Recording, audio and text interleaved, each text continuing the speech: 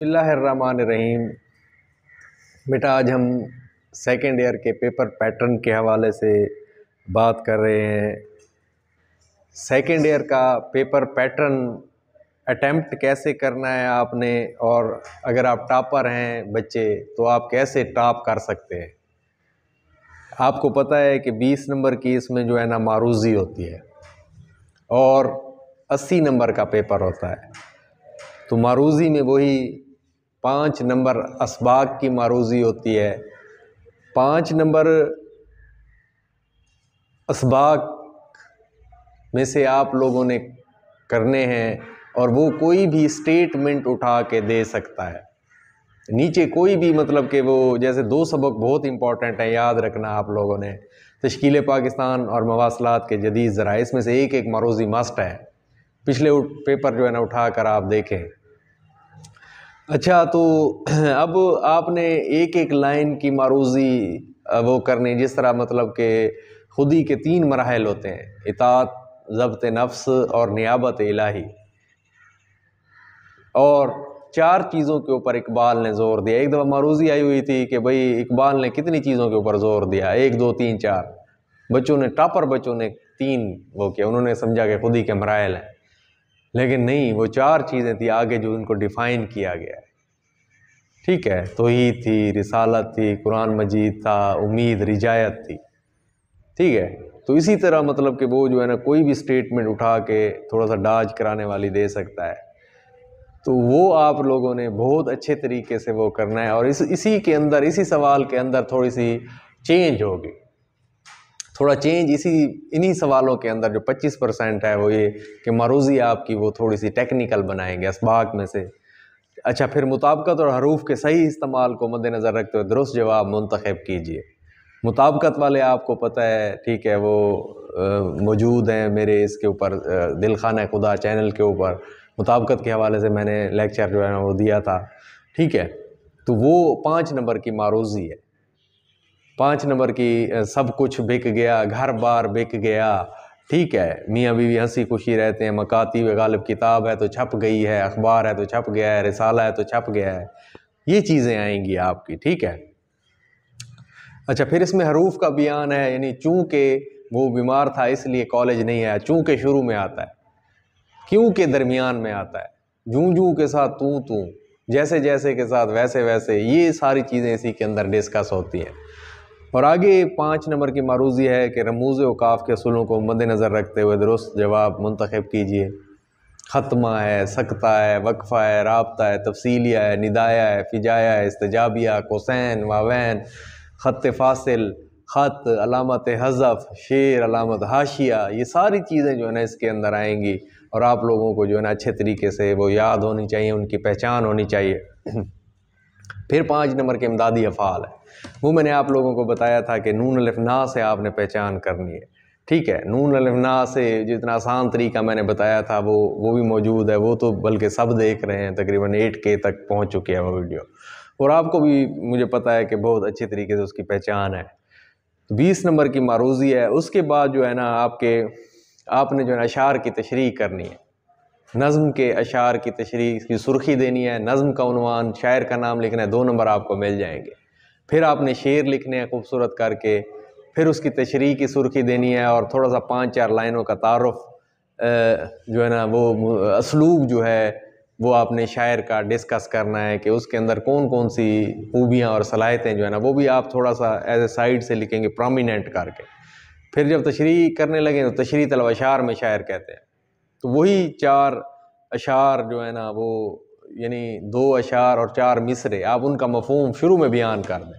जैसे यहाँ पे ज़िंदगी नीचे कहीं मुंह देखती रह गई, कितना ऊंचा ले गया जीने का मेयार आदमी, यानी इंसान की ख्वाहिशात और उसकी वो इतनी बुलंदियों के ऊपर पहुँच गई कि इंसान की कदर और अहमियत वो ख़त्म हो गई, वो नीचे आ गई और इंसान की ख्वाहिशें ऊपर चली गई। उम्र भर सराहना वर्दी की मगर शादी नहीं की, कैस दीवाना भी था, कितना समझदार आदमी। इसमें घरेलू जिम्मेदारियों से बचने की बात है कि उसने जो है ना वो जिम्मेदारी नहीं उठाई जो शादी के बाद वो होती है, कैस ने, मजनू जिसको कहते हैं। ठीक है, तो इसी तरह आपने दोनों अशार लिखने हैं। फिर इसका मफहूम मैं इसलिए थोड़ा सा वो कहता हूँ कि ना शुरू में मफहूम ना लिखा करें, क्योंकि मफहूम लिखेंगे तो अगर वो बिल्कुल सही होगा तो फिर आपको टिक कर देगा, अगर गलत हो गया तो शुरू में गलत हो गया, आगे फिर अशार की तशरीह को भी वो गलत करेगा। तो इसलिए इसको जो है ना आपने, ये थोड़ा सा टाइम मैनेजमेंट का भी अच्छे बच्चों का मसला होता है, तो टाइम मैनेज करने के लिए भी है कि आपने जो है ना यानी 20 से 25 मिनट इस नज़म के अशार की तशरीह करनी है, 3 से 4 शेरी हवाले देने, कोई 4 मिसरों वाले या 6 मिसरों वाले अशार आप इसमें ऐड करेंगे, ठीक है, तो फिर आपकी लेंथ खुद ब खुद जो है वो बढ़ जाएगी। 2.5 से 3 पेज, यानी जिस तरह एक सफ़ा है ना उसका पीछे और आगे, फिर दूसरा पीछे और आगे, इस तरह मतलब कि आपने 2.5-3 पेज जो है ना वो उसके कर जाने, 2.5-3 सफ़े, यानी ये होगा ना कि पहला सफ़ा है तो उसकी एक साइड, फिर दूसरे की साइड, ये 2 हो गई, फिर तीसरे की ये 3 हो गई, 3 कर दें बस, इतने ही काफ़ी है। या 20-25 मिनट में अगर 4 लिख सकते हैं तो ठीक है, वेल एंड गुड। ये स्पीड जिनकी ज़्यादा होती है उनको फ़ायदा हो जाता है। तो अब आपको समझ आ गई कि नज़म वाला सवाल जो है ना आपने कैसे अटैम्प्ट करना है, कितनी देर में करना है, कितनी चीज़ें जो है ना इसमें आपने ऐड करनी है। तो ये आप नोट करते जाएं बेशक ना कि भाई ये हमने इतनी देर करना है। अच्छा, फिर उसके बाद गज़ल के, ये पहला सवाल जो है मरूज़ी का होगा, दूसरा सवाल जो है ना उसका अलिफ जुज़ नज़म के अशार की तशरीह, बे जुज़ है गज़ल के अशार की तशरीह। तो जो भी चीज़ है आप उसको जो है ना वाज़े करके आप करते जाएं। तो आप लिखें गज़ल के अशार की तशरीह, फिर शायर का नाम है। इस सवाल की तरतीब है 1 जमा 3 जमा 3 जमा 3 बराबर 10 = 10, ठीक है। और ये जो 10 हैं नंबर इसमें खुद बता रहा है। पिछले शेर जो नज़म के अशार थे उसमें थी 1 जमा 1 जमा 8 = 10, ठीक है। अब देखो यानी उसमें खुद ही बता दिया गया 8 नंबर तशरीह के इकट्ठे शेर लिखने हैं। अगर इकट्ठे नहीं लिखेंगे, अलग-अलग लिखेंगे तो आपकी हौसला शिकनी की जाएगी। तो लेकिन गज़ल के खुद ही बता रहे हैं 1 जमा 3 जमा 3 जमा 3, खुद ही बता रहा है कि मुझे जो है ना शायर का नाम अलहदा लिखो, ठीक है, एक दफ़ा लिखो, और गज़ल का जो हर शेर है वो अलहदा लिखो। तो उसमें पहले शेर में आपने उसी तरह तारुफ थोड़ा सा मतलब कि वो मुसन्निफ़ का जो असलूब है उसको ज़्यादा डिस्कस करें, जैसे यानी दर्ज झैल अशार की तशरीह अलग अलग कीजिए और शायर का नाम भी लिखे, खुद इधर लिखा हुआ है। अगर हम इकट्ठे कर दें तो हमारी कामाकली है, फिर हमारे जो है ना मार्क्स अच्छे नहीं आएंगे। अच्छा, जब इश्क सिखाता है आदाब खुद आगाही, खुलते हैं ग़ुलामों पर असरार शहनशाही। अब देखा है आपने कि भाई अब शायर का नाम लिखेंगे अल्लामा इकबाल, फिर ये पहला मतलब कि एक दरमियान में लिख के फिर जो है ना शेर की अलामत डाल के शेर लिखेंगे, फिर तशरीह की सुर्खी देंगे, फिर अल्लामा इकबाल का थोड़ा सा तारुफ लिखेंगे कि वो जो है ना वो इमामुल असर थे, ठीक है, इमामुल असर कहा गया उनको, तर्जमान हकीकत कहा गया, तर्जमान इस्लाम उनको कहा गया, और उनको जो है ना यानी शायर मशरिक हकीमुल उम्मत कहा गया, और उनकी शायरी पर इल्हाम का गुमान होता है, ऐसे लगता है जैसे आसमान से वो उतरती है उनकी शायरी, और मिलत इस्लामिया को जगाने में अहम किरदार अदा किया, शाहीन का इस्तारा इस्तेमाल किया, ठीक है, और हमारे आबा व अजदाद और असलाफ़ को देखने की उन्होंने नसीहत की, पुरमकसद शायरी की। ये सारी बातें आप लिख सकते हैं, ये असलूब में आती हैं। फिर उसके बाद जो है ना आप लिखेंगे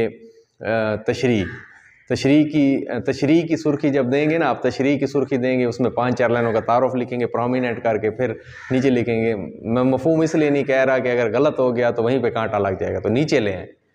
तो तशरीह तलब शेर में शायर कहते हैं कि जब इश्क सिखाता है आदाब खुद आगाही, जब इश्क जो है ना इंसान को अपनी ज़ात की पहचान अता करता है, इश्क है मौजज़ात सल्तनत फ़क्र दी, इश्क के अदना ग़ुलाम साहिब ताजो नगी, इश्क ज़मानो ज़मी इश्क मकानो मकी, इश्क सरापा यकीन और यकीन फ़तेह याब, इश्क दम जिब्राइल इश्क दिल मुस्तफ़ा, इश्क खुदा का रसूल इश्क खुदा का कलाम, ठीक है, इश्क मेरी नय में है इश्क मेरी लय में है, नगमा अल्लाह मेरे रगो पै में है। तो ये अब इश्क के हवाले से आप रिलेटेड अशार भी लिखेंगे, और ये अपनी ज़ात की पहचान खुदी की बात की गई है, तो ग़ुलामों के ऊपर बादशाहत के इसरार खोल जाते हैं। जब ये इश्क है ना यार, हज़रत बिलाल हबशी का इश्क था ना, जब उनको पत्थरों के ऊपर घसीटा गया, सहराओं में घसीटा गया, और जब मुंह में अंगारे डाले गए तो एक आवाज़ आ रही थी, आहद आहद आहद रूम रूम लूं लूं, और रगो पै के अंदर इश्क उनके अल्लाह का बस चुका था। उन्होंने कहा मार डालो लेकिन तौहीद बस, अल्लाह एक है खालिक। तो फिर जन्नत के अंदर उनके कदमों की चाप नबी पाक सल्लल्लाहु अलैहि वसल्लम ने अपने से आगे सुनी। कहा कि ए बिलाल, ऐसा कौन सा अमल करते हो कि मैंने सुना है कि आपकी आगे चल रहे हैं, नकील पकड़ी हुई है, मैं पीछे बैठा हुआ। तो उन्होंने कहा और तो कुछ मुझे याद नहीं है, लेकिन ये है कि जब मेरा वज़ू टूटता है मैं वज़ू कर लेता हूँ, यानी हर वक्त मैं वज़ू के अंदर रहता हूँ। और आप जब रात को वज़ू करके सोते हैं, सुबह वज़ू करते हैं नमाज के लिए, तो सारी रात अल्लाह इबादत का सवाब लिख देता है। आप इतने नामाल में आपके जो है ना ये नेकियां निकलेंगी। तो वो अल्लाह ताला ने फिर उनको इतना बुलंद मकाम दिया, तो फिर वो बादशाहत के राज उनके ऊपर खुल गए। और जब तक सारे कह रहे काले हैं, ठीक है, और मतलब कि वो यानी अरबी अजमी वाला जिस तरह होता है, ठीक है, यानी ऊंची ज़ात नीची ज़ात, ये चीज़ें इंसानों में है ना, हिंदुओं में देख लें, वो तो दूसरों से बात करना पसंद नहीं करते। अल्हम्दुलिल्लाह हम इस्लाम के अंदर जो है ना सारे वो होते हैं कि भाई हमारे लिए सब बराबर होते हैं। तो उन्होंने जब अजान नहीं दी तो सुबह नहीं हुई, ये अल्लाह की फिर मोहब्बत थी, तो अल्लाह ताला को पसंद आ गए, ठीक है। तो वो ये इश्क था, वो तो इकबाल का तसव्वुर इश्क है। अच्छा, अतार हो, रूमी हो, राजी हो, गज़ाली। अब ये दूसरे शेर की आप जो है ना यानी अलामत लिखेंगे, दूसरे शेर का नंबर 2 लिखेंगे, ठीक है, अलामत लिखेंगे, फिर तशरीह करेंगे, उसमें तारुफ लिखने की ज़रूरत नहीं, फिर मफ़हूम से शुरू करेंगे। तशरीह तलब शेर में शायर कहते हैं कि अतार और रूमी जैसे फ़लसफ़ा मंतक के उस्ताद हैं, या राजी और गज़ाली जैसे फ़लसफ़े के उस्ताद हैं। तो कुछ हाथ नहीं आता ब्याह सहर गाई, तो वो रो रो के अल्लाह से दुआएं करते थे, तहज्जुद पढ़ते थे, अल्लाह ने उनको ये बुलंद मकाम अता कर दिया। नौमीद ना हो इनसे रहबर फरजाना, अक्लमंद लीडर इनसे ना उम्मीद ना हो हमारे जैसे इंसानों से। कम कोश तो हैं हम, मतलब कम कोश हैं, थोड़े से तसाहुल पसंद हैं, सुस्त हैं, लेकिन हमारे अंदर आगे बढ़ने का जज्बा है, आज़ादी हासिल करने का जज्बा है। ये उस ज़माने का शेर है जब कायद-ए-आज़म छोड़ के चले गए थे हमारी मिल्लत को, उस वक्त कौम को, तो उन्होंने ये किया। तो इस हवाले से मतलब अक्लमंद रहबर को कहा जा रहा है कि आप इनको ना छोड़ें, आप लीडर हैं। अच्छा, फिर उसके बाद जो है ना ये सवाल आप करेंगे। अब इस सवाल को आपने 8-8 मिनट हर शेर लिखना है, हर शेर 8-8 मिनट लिखेंगे तो ये 1.5 पेज हो जाएगा, एक पेज आगे से और एक जो है ना थोड़ा सा उससे 1.5 पेज आपकी तशरीह हो जाएगी। अच्छा, फिर जो है ना यानी आपने 8-8 मिनट लिखना है, 24-25 मिनट में ये सवाल आपका हल हो जाएगा। ज़्यादा करेंगे तो आगे फिर मजमून डिस्टर्ब होना शुरू हो जाएगा। तो फिर सियाको सबाक के हवाले से पैराग्राफ की तशरीह है, ठीक है, ये कैसे करनी है, सुर्खी देंगे सियाको सबाक के हवाले से पैराग्राफ की तशरीह। फिर इसमें इस सवाल की तरतीब है 1 + 1 + 3 + 10 =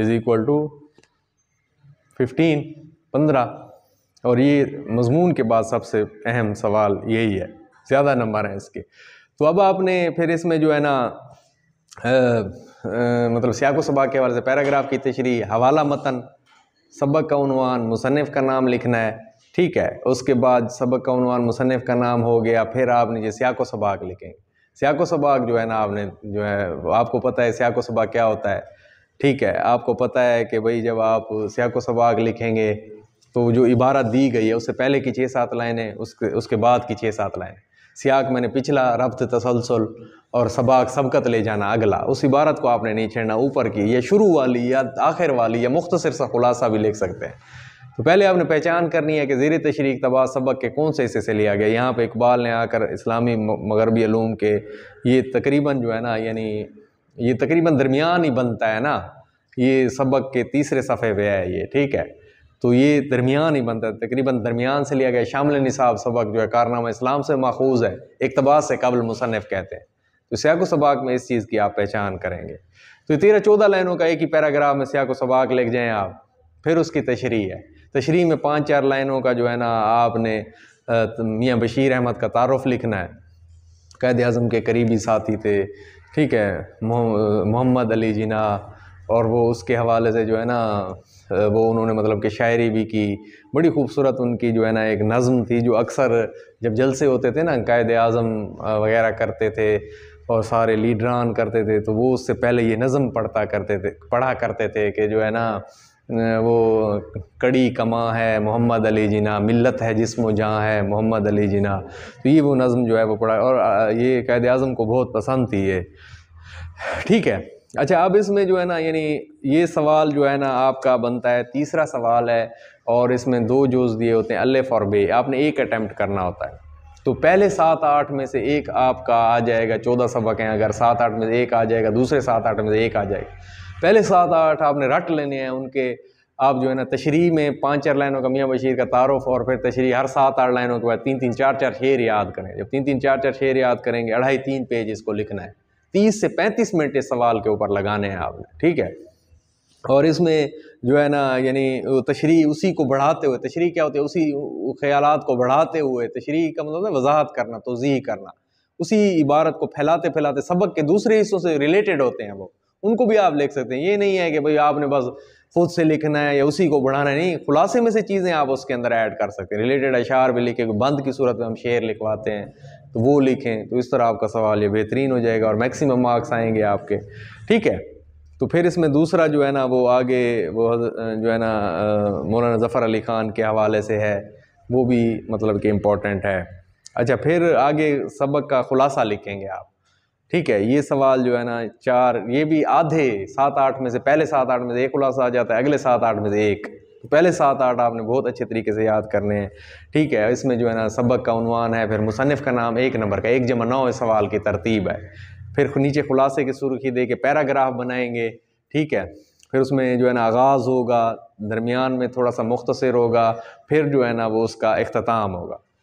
और शुरू में जो है ना यानी तरतीब और तसलसल का ख्याल करना है, वो नहीं तोड़ना। और साइडों के ऊपर भी बराबर बराबर अल्फाज आएंगे, दरमियान में बात ख़त्म हुई है तो नीचे अगली लाइन से शुरू करेंगे। तो ये चीज़ें वो देखता है जो एग्ज़ामिनर होता है आपका, ठीक है।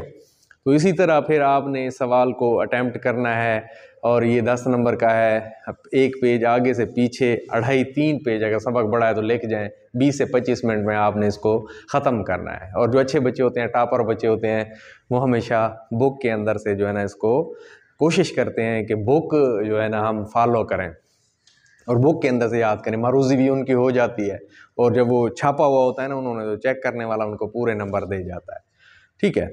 अच्छा, अब उसके बाद जो है ना ये मनाक़िब उमर बिन अब्दुल अज़ीज़ है पहला, और मौलवी नज़ीर अहमद है ये दूसरा। ये 13वां-14वां सबक जाके बनेगा, 12वां-13वां, और ये जो है ना पहला सबक है।